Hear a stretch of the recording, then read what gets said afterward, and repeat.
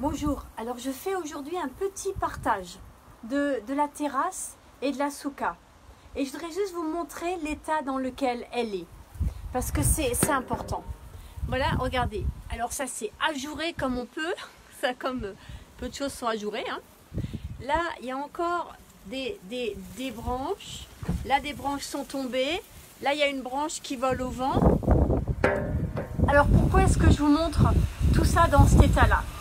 Ben, je vais vous l'expliquer. Je ne sais pas si vous avez remarqué, mais en tout cas, je voudrais commencer par vous remercier.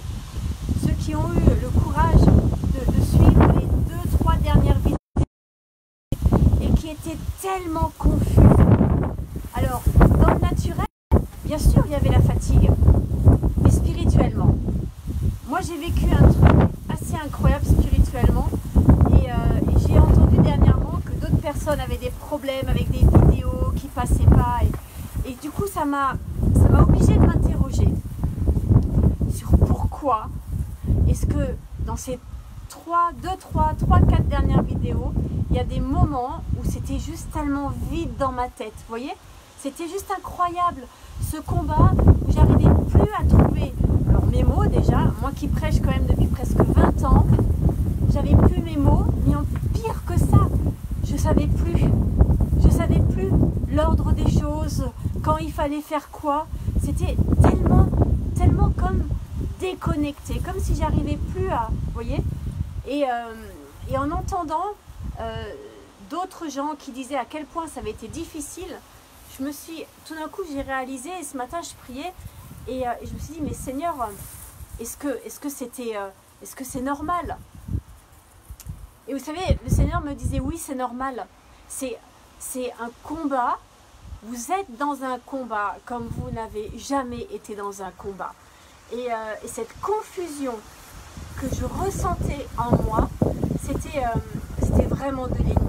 Alors, je voudrais vous remercier d'avoir tenu le coup malgré ça. Et puis, une autre chose pour laquelle je suis reconnaissante, c'est d'abord pour ce vent. Je veux dire, il n'y a pas de hasard avec le Seigneur, hein, vous le savez. Et pour cette souka qui est toute branlante et qui est à moitié par terre. Parce que vous savez, avant de construire la souka, le Seigneur m'avait vraiment montré de porter particulièrement mon attention sur les 4 piliers, sur les 4 branches qu'on a attachées solidement. Attendez, je vais vous le montrer. Regardez, ils ont fait des nœuds de cabestan, les gars. Je vous dis que ça. Vous voyez le nœud là? Attendez, voilà. Vous voyez, hein?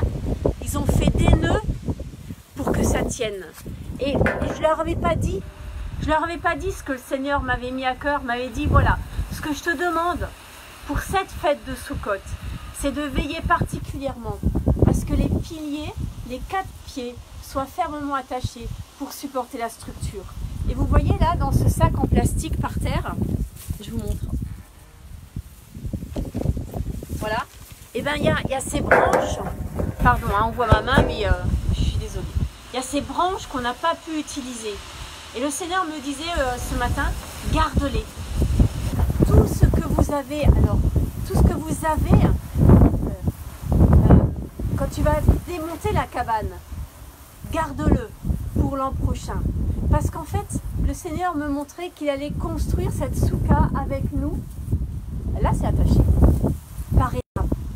Et que cette année, parce qu'on est aussi au démarrage de Huitanu, il disait veille aux 4 piliers, pas au fondement. Le fondement, c'est Jésus, Yeshua, il est posé. De toute éternité, c'est son sang, c'est sa victoire manifestée par la croix. C'est le chemin qu'il a ouvert pour nous permettre d'entrer dans la présence de l'Éternel. Nous sommes appelés à veiller à ce que ces 4 piliers tiennent solidement, soient solidement enracinés sur le rocher de la parole qu'est Jésus, Yeshua. Oui, vous comprenez? Et puis, il m'a dit, et le reste, ça se fera au fur et à mesure. Alors, je voudrais vous remercier d'être là pour ce fur et à mesure. On pourrait attendre et faire des vidéos que dans 10 ans, quand tout est nickel. Quand la louange est parfaite, quand il n'y a plus de fausses notes, quand la prédication est d'équerre, vous savez, comme ça, à droite, qu'il n'y a plus un accro, que les vidéos marchent à 200%, qu'on a toute la technique. Oui, on pourrait attendre. Mais c'est pas comme ça que le Seigneur agit dans ma vie, jamais. Il a toujours fonctionné, ou comment dire, cheminé dans la fragilité, dans ce qui est fragile, dans ce qui est imparfait. Et c'est là où lui se glorifie. Voilà. Et alors oui, on pourrait vous cacher toutes ces choses maladroites et pas top. Vous voyez, même cette vidéo là, je suis à contre-jour, j'essaie de trouver un moyen pour qu'on voit un peu quelque chose et il n'y en a pas vraiment. Mais qu'importe, ce qui compte c'est le message et notre cœur. Et notre cœur, il est ensemble de servir l'Éternel. Alors oui, c'est pas parfait. Mais dans ce pas parfait, moi je suis reconnaissante parce que ça crée du dialogue. Et hier j'ai eu un super échange avec des gens qui m'ont dit « Mais attends, tu vas trop, c'est pas si vite ». Et le Seigneur me reprenait en me disant « Mais Catherine, entre Kippour et Soukhot, il y a 5 jours. Pose-toi, repose-toi et change de chaussures. » Est-ce que vous savez, vous rappelez qu'à Kippour, il est interdit dans la loi juive de mettre des chaussures en cuir. Et vous savez, peut-être que pour Rosh Hashanah, j'ai utilisé cette image de jeter les vieilles chaussures et que ce Kippour, c'est ce temps où on est sans chaussures. Et justement à Kippour, la tradition juive orthodoxe dit on ne met pas de chaussures en cuir. Alors aujourd'hui, je vais vous montrer. Moi, je suis en pantoufles. C'est mes pantoufles. J'ai mis les pantoufles d'hiver, il fait un peu froid. Voilà. Et puis le Seigneur me disait, mais moi je t'appelle à changer de chaussures. Voilà mes chaussures pour ma nouvelle saison. Et elles sont blanches. Ça fait un moment que je les ai achetées, je les ai achetées pendant les soldes. Mais je ne les ai pas mises. Je ne savais pas pourquoi je les ai achetées.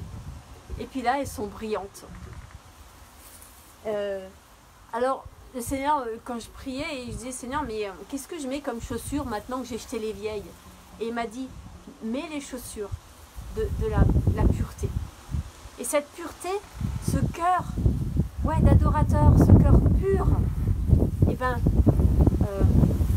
travaille-le dans la repentance, dans l'humilité, dans l'humiliation. Alors oui, tout ce démarrage qui a l'air un peu bien ficelé, sauf les 4 pieux, là, les 4 grosses branches que je vous ai montrées, eh bien, moi je sais que c'est ce que le Seigneur m'a demandé. De ne pas vous montrer un truc nickel chrome, mais dire, mais voilà, on est juste nous, et je suis juste moi.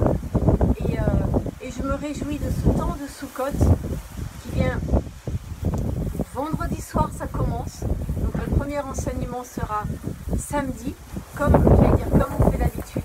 Et puis après, on fera une semaine tous les jours, vraiment centré sur qui est Jésus. Qui est Jésus. Et puis, voilà ma proposition. Et puis, je vais vous dire, ah oui, les chaussures, c'est brillant derrière.